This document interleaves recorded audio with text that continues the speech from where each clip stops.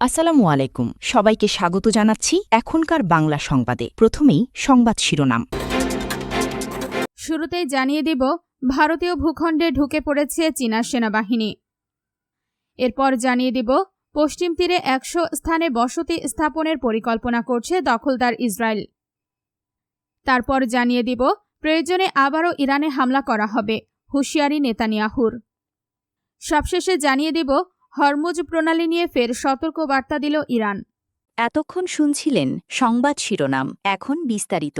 তার আগে আপনি যদি ইরানের পক্ষে থাকেন তাহলে ভিডিওটি লাইক করে চ্যানেলটি সাবস্ক্রাইব করে কমেন্টে লিখুন স্ট্যান্ড উইথ ইরান। ভারতীয় ভূখণ্ডে ঢুকে পড়েছে চীনা সেনাবাহিনী। অরুণাচল প্রদেশের অপার সুবনশিরি জেলার আন্তর্জাতিক সীমান্ত বরাবর চীনা সেনাবাহিনীর কথিত অনুপ্রবেশ এবং জমি দখল নিয়ে গভীর উদ্বেগ প্রকাশ করেছে স্থানীয় নাহ আদিবাসী সম্প্রদায়। সম্প্রতি জেলা প্রশাসনের কাছে জমা দেওয়া এক স্মারকলিপিতে নাহ ওয়েলফেয়ার সোসাইটি দাবি করেছে, বিগত কয়েক বছর ধরে পিপলস লিবারেশন আর্মি PLA তাদের পূর্বপুরুষদের ঐতিহ্যবাহী চারণভূমি, শিকার অঞ্চল এবং কৃষি জমির একটি বড় অংশ নিজেদের নিয়ন্ত্রণে নিয়ে নিয়েছে। তাকসিং রেভিনিউ সার্কেলের অধীনে থাকা ওয়িং, পানিয়ার, মারপান, পোটরাং এবং তিনদিংতাং এর মতো 5টি সুনির্দিষ্ট এলাকায় এই চীনা তৎপরতার কথা জানানো হয়েছে, যার মধ্যে বেশ কয়েকটি স্থান স্থানীয়দের কাছে পবিত্র তীর্থস্থান হিসেবে পরিচিত। 2020 সাল পর্যন্ত যে সমস্ত এলাকায় স্থানীয়রা অবাধে যাতায়াত করতেন এবং গবাদি পশু চড়াতেন, সেখানে এখন চীনা সেনারা সামরিক ক্যাম্প এবং রাস্তাও নির্মাণ করেছে।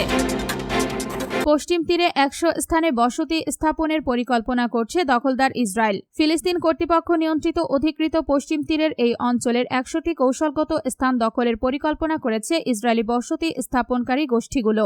মঙ্গলবার ইসরায়েল হাইয়ম পত্রিকার প্রতিবেদনে বলা হয়েছে, সেটলার ফার্মস অ্যাসোসিয়েশন এবং হাভাত ফার্মস ফোরাম এর তৈরি করা এই পরিকল্পনার লক্ষ্য হল অধিকৃত ভূখণ্ডের মানচিত্রকে মৌলিকভাবে বদলে দেওয়া। প্রতিবেদনে বলা হয়, এই প্রস্তাবে বাস্তবায়নের দিন হিসেবে আখ্যায়িত একটি দিনে পশ্চিম তীরের প্রায় 100টি কৌশলগত স্থানে বাহিনী মোতায়েন করার একটি রূপরেখা দেওয়া হয়েছে।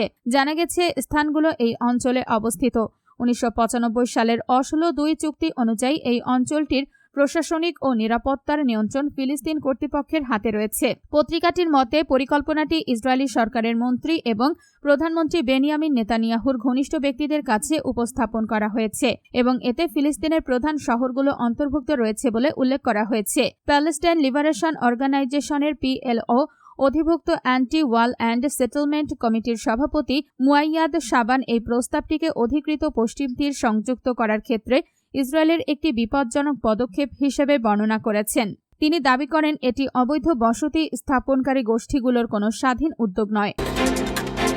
প্রয়োজনে আবারও ইরানে হামলা করা হবে, হুঁশিয়ারি নেতানিয়াহুর। প্রয়োজনে আবারও ইরানের সামরিক হামলা চালানো হবে বলে সতর্ক করেছেন ইসরায়েলের প্রধানমন্ত্রী বেনিয়ামিন নেতানিয়াহু। তিনি দাবি করেছেন, কোনো অবস্থাতেই ইরানকে পরমাণু অস্ত্রের অধিকারী হতে দেওয়া হবে না। মঙ্গলবার 30 জুন ইসরায়েলের চ্যানেল 14কে দেওয়া এক সাক্ষাৎকারে নেতানিয়াহু এই মন্তব্য করেন। খবর আনাদোলুর। তিনি বলেন, আমরা ইরানের পরমাণু বোমার হুমকি থেকে নিজেদের রক্ষা করেছি। নেতানিয়াহুর এই মন্তব্য এসেছে এমন এক সময়ে যখন সম্প্রতি যুক্তরাষ্ট্রের ও ইরানের মধ্যে সংঘাত নিরসনে একটি সমঝোতা স্মারক কার্যকর হয়েছে। পাকিস্তানের মধ্যস্থতায় হওয়া এই সমঝোতা 18 জুন থেকে কার্যকর হয়। এতে ইলেকট্রনিকভাবে স্বাক্ষর করেন ইরানের প্রেসিডেন্ট মাসুদ পেজেশকিয়ান এবং যুক্তরাষ্ট্রের president Donald Trump.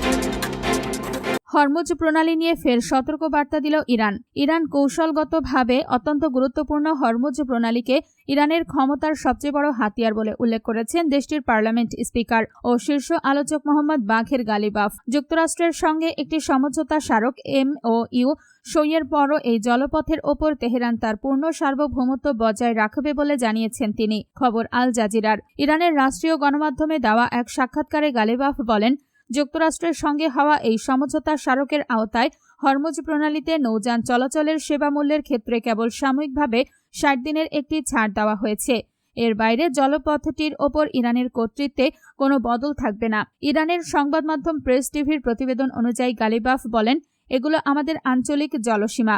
Iran Hormuz প্রণালীকে সামরিকীকরণ করেছে এমন দাবি করে যুক্তরাষ্ট্রকে কোনো বিতর্ক বা কূটতর্ক সৃষ্টির সুযোগ আমরা দেব না।